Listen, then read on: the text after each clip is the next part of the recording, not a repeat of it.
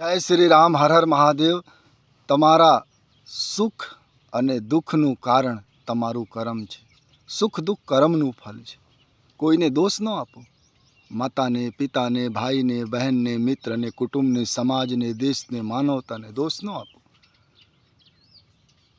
તમે દુઃખી છો તો તમારું કર્મ ખરાબ છે, અને તમે સુખી છો તો તમારું કર્મ પવિત્ર છે. સુખ દુઃખનું કારણ કર્મ છે.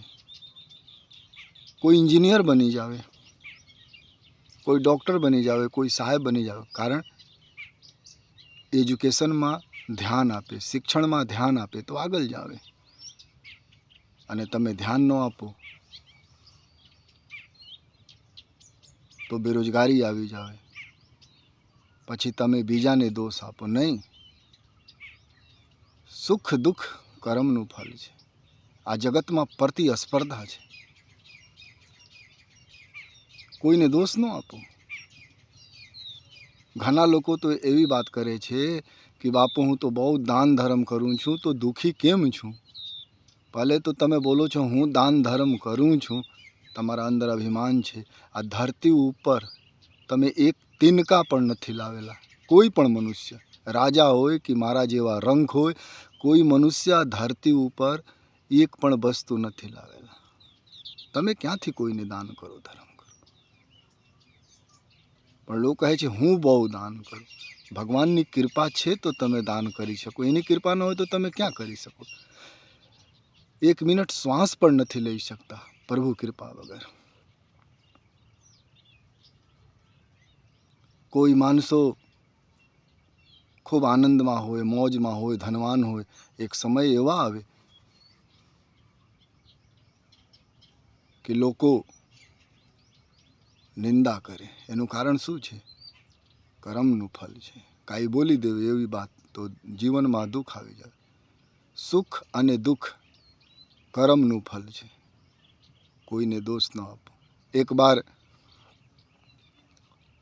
લક્ષ્મણજી અને નિષાદરાજ સંવાદ કરતા હતા આપસમાં. નિષાદરાજ કહે છે કૈકેયી મૈયાના કારણે ભગવાન વનમાં છે, ત્યારે લક્ષ્મણજી કહે છે નહીં, એ સુખ દુઃખ કર્મનું ફળ છે. ઘણા લોકો દિનભર બીજાની વાતે કરતા હોય, પંચાયત કરતા હોય, તો સાંજે તો સુખી રોટલા ખાવે ને. દાળ સાથે ક્યાંથી ખાવે? સબ્જી સાથે ક્યાંથી ખાવે? મહેનત કરે તો દાળ સાથે ખાવે, સબ્જી સાથે ખાવે. ઘણા લોકો તમે જોતા હોય કે બહુ આનંદમાં હોય, ફ્રોડ કરતા હોય તો સુખી નહીં. એનું સમય ઘડીક છે. કોઈ ખોટા માણસ બહુ આનંદમાં હોય, કોઈ ગલત માણસ બહુ આનંદમાં હોય, તો સમજી લેવાનું એનું દુઃખ જલ્દી આવવાનું છે, બહુ જલ્દી. પાપ કોઈને છોડે નહીં, અને પુણ્ય કોઈને દગા ન આપે. પુણ્ય કોઈને દગા ન આપે, અને પાપ કોઈને છોડે નહીં. આથી જીવનમાં દુઃખ આવે તો કોઈને વાંક ન કાઢે. ફલના ભાઈ ખરાબ છે, ચિલના ભાઈ ખરાબ છે. પ્રભુને યાદ કરો. ઘણા લોકો દુઃખી હોય તો બહુ ધાર્મિક સ્થળો જ આવે, બહુ અંધશ્રદ્ધામાં પડી જાય, કર્મ ન સુધારે. ઘરમાં ઝઘડા હોય તો બહાર જાવે, ભૂવા પાસે, સંત પાસે. એ શું કરી લે? તમે શરાબ પીને ઘરમાં બાંધો તો તમે જ્યાં જાઓ દુકાન છે, લોકો દુકાન ખોલીને બેસેલા છે. દુઃખી છો તો વધારે દુઃખી થઈ જશો. જાઓ તો કાંઈ તો આપવું પડે ને. કોઈ ભૂવા પાસે જાઓ તો કાંઈ આપવું પડે. મફતમાં તો ન કરે કામ. કોઈ સંત પાસે જાઓ તો દૂધ લઈ જાઓ, શક્કર લઈ જવું પડે. મત ખોજો બહાર. દુઃખનું કારણ કર્મ છે અને સુખનું કારણ કર્મ છે. અંદર ગોતો. મત જાઓ કોઈ પાસે. એનાલાઇસિસ કરો, રોજ ઉઠો, વિચાર કરો, પ્રભુ મારાથી શું વાંક છે કે હું દુઃખી છું. તમે રસ્તા મળી જાવે.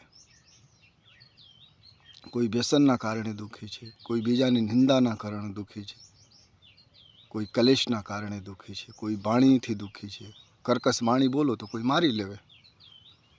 પછી બોલો ફલના ભાઈ મને મારે, તો કર્કશ વાણી બોલો તો મારે. કોઈને પૈસા લઈ લો ન આપો તો મારે, તો દુઃખ થાય, પછી બદનામી થાય. તમારા દુઃખનું કારણ તમે છો.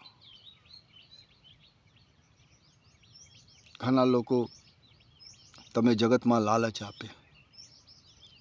ભગવાન લાલચ નથી આપતા, લાલચમાં ન પડતા. સુખ દુઃખનું કારણ તમે છો, તમારું કર્મ છે. કોઈને દોષ ન આપો જગતમાં કે ફલના ભાઈના કારણે હું દુઃખી છું. ચલો કોઈને તમે કાંઈ પૈસા આપી દીધા હોય, 10,000 20,000 લાખ પહેલાં, તો વિશ્વાસ તો તમે કરેલા છો ને, તમે શું કામ ના કરેલા છો?